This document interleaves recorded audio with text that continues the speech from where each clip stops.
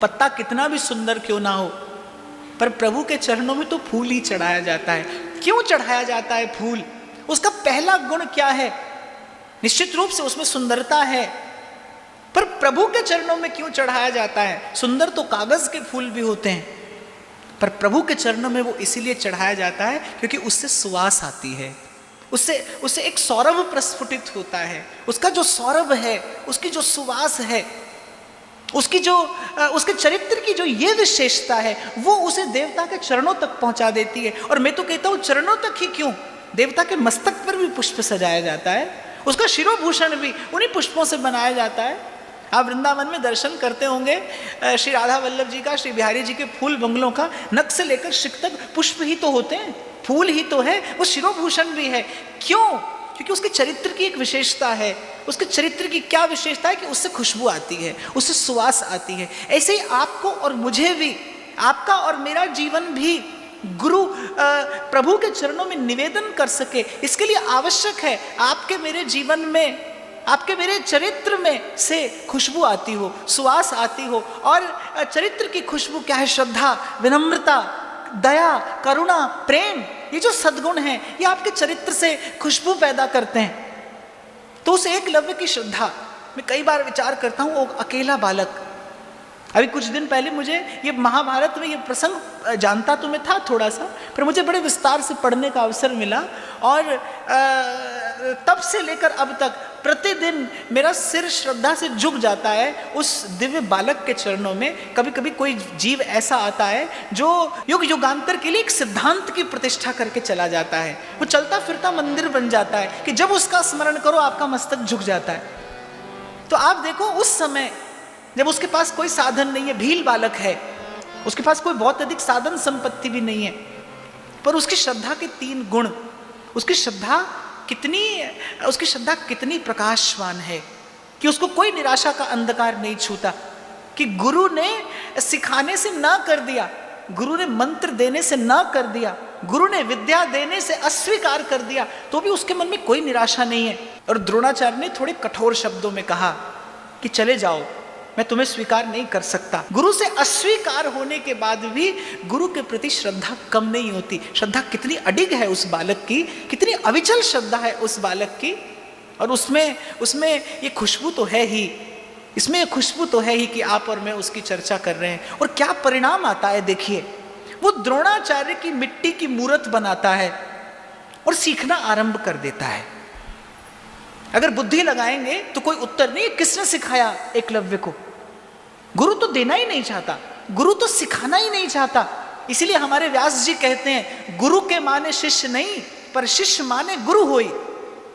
पर वो कहता है कि मेरी श्रद्धा आप ही के चरणों में है। और परिणाम क्या आता है एकलव्य के भाव का? अब देखा जाए तो द्रोणाचार्य को एकलव्य से गुरु दक्षिणा मांगने का कोई अधिकार नहीं है, क्योंकि जिसे शिष्य ही स्वीकार ना किया गया हो, उससे गुरु दक्षिणा कैसी? पर फिर भी द्रोणाचार्य गुरु दक्षिणा मांगते हैं कि ठीक है, तुम कहते हो तुमने मुझसे विद्या पाई है, तो मैं गुरु दक्षिणा में तुम्हारे दाहिने हाथ का अंगूठा चाहता हूं। अब बड़ी मर्मस्पर्शी घटना घटती है। द्रोणाचार्य कह रहे हैं दाहिने हाथ का अंगूठा चाहता हूं, अर्थात इसके बाद तुम कभी धनुष चलाने योग्य नहीं रहोगे, क्योंकि द्रोणाचार्य अर्जुन को वचन दे चुके हैं कि अर्जुन इस विश्व का सर्वश्रेष्ठ धनुर्धर तू ही होगा। द्रोणाचार्य को अपना वचन अधूरा पड़ता दिखाई पड़ता है कि एकलव्य के होते अर्जुन सर्वश्रेष्ठ धनुर्धर कैसे हो जाएगा। तो कुछ ऐसा किया जाए कि एकलव्य धनुष चलाने योग्य ना रहिए। द्रोणाचार्य द्वारा किया गया कर्म गुरु के योग्य कर्म नहीं था, वो गुरुता के अनुकूल नहीं था, वो गौरव के अनुकूल नहीं था। पर द्रोणाचार्य ने कहा, मैं मांगता हूं तुझसे तेरा अंगूठा। और अंगूठा देते समय एकलव्य की आंख से अश्रु छलक पड़ता है। और द्रोणाचार्य कहते हैं कि क्या हुआ, पीड़ा हो रही है? तो एकलव्य अस्वीकार करता है, ना की मुद्रा में सिर हिलाता है, बोले गुरुदेव पीड़ा नहीं हो रही।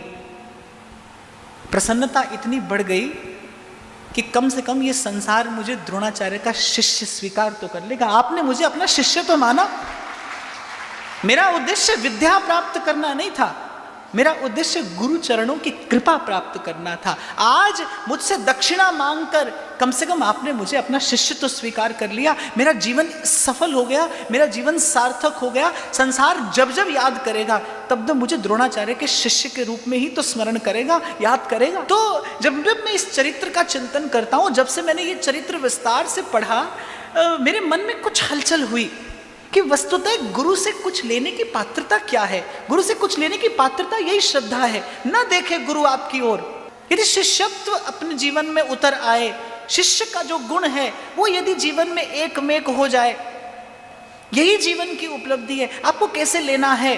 कोई ना हो ऐसा, कुछ ना हो ऐसा जो आपकी श्रद्धा को चलायमान कर सके। और एक बात आपको और बताऊं, जो आज एक द्वार छोड़कर किसी दूसरे द्वार पर जा सकता है, वो कल दूसरा छोड़कर तीसरे पर भी चला जाएगा, क्योंकि उसकी वृत्ति है, उसका स्वभाव है।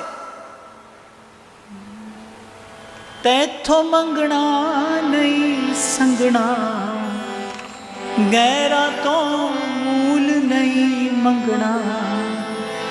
तैथो मंगना नहीं संगना, गैरा तो मूल नहीं मंगना।